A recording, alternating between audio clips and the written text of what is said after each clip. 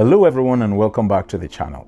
If a court injunction is granted this April 7th, those petition signatures already collected may become legally useless, yet many Albertans are being told the opposite. So tonight, let's look at the legal implication of any injunction. There has been a lot of discussions recently around the petition campaign being organized by Stay Free Alberta, led by Mitch Sylvester, calling for a referendum on Alberta's independence. The campaign has been encouraging Albertans to sign a petition that would compel provincial government to place a referendum question on the ballot later this 2026. So let me say this clearly at the very beginning. Encouraging citizens to participate in democratic processes is not the issue. But what is concerning is the legal impression being given to the public about what happens if the court grants an injunction stopping the petition process. And on this point, the public deserves clarity. Recently, a legal challenge brought by First Nations has asked the court to issue an injunction that would stop the petition signature collection process. The court is expected to decide whether such an injunction should be granted on April the 7th.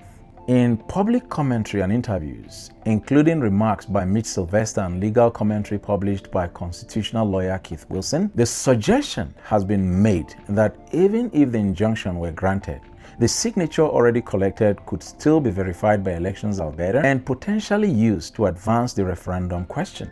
That claim is legally problematic and it risks giving the public an incorrect understanding of how injunctions operate under Canadian law. There is a very basic and well-established principle in common law. When a court grants an injunction, the parties involved are required to maintain the status quo. In legal parlance, courts require the preservation of the status quo ante, the situation that existed before the disputed action continued. The purpose of an injunction is simple. It prevents parties from taking actions that would undermine or preempt the court's final decision. Courts are extremely clear about this. No parties may take steps that would render the court's eventual ruling nugatory, meaning ineffective or meaningless. So if a court order says stop collecting petition signatures, that order does not only apply to future collections. It also typically restrains parties from processing, validating, or acting upon those signatures in a way that advances the disputed objective while the case is still before the court. Why, you may want to ask? Because doing so would defeat the entire purpose of the injunction.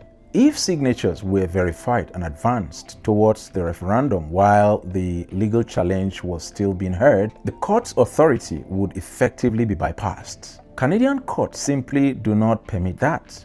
This is why the messaging surrounding the petition campaign needs to be very careful.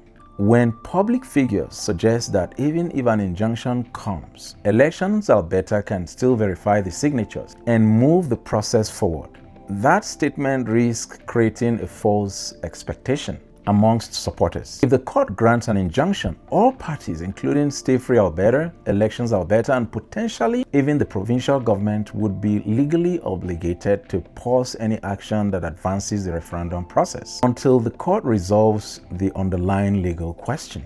This is not a political opinion. That is standard injunction law. This is why I respectfully disagree with the interpretation suggested in the commentary by Keith Wilson, in the messaging presented by Mitch Sylvester in interviews discussing the petition campaign. Again, encouraging Albertans to sign a petition is not the problem, but suggesting that the process could continue administratively even after a court injunction does not align with the basic doctrine governing injunctions in Canadian courts. If an injunction is granted, the law expects all parties to stop and wait.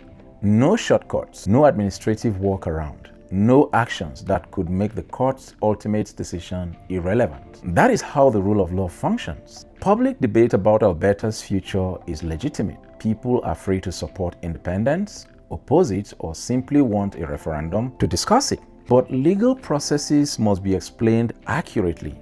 If the court grants an injunction, the legal reality is straightforward. The process pauses. Signatures cannot be advanced, and everyone must wait until the courts resolve the dispute. That is not politics. That is the rule of law. If you found this explanation helpful, consider sharing it so more people understand the legal realities behind the headlines. Because in matters like this, clarity matters and the rule of law must always come first. Thank you for watching, and I will see you in the next video.